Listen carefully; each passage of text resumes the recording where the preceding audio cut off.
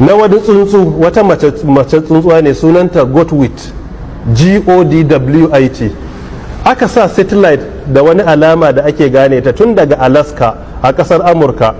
bata tsaya ba, ta yi tafiyan kwana 8 har zuwa New Zealand can wajen Australia fa, kwana 8 ta yi tafiyan kilomita 11,000 da kusan 684 non-stop, ba ta tsaya ba, 11,000. Daga nan fa zuwa Saudi Arabia dukkaninsa bai wuce approximately kilomita 4,000 ba. So ya kai ta tashi daga Najeriya ta je Saudiya ta juyo ta kara koma, ba ta tsaya ba,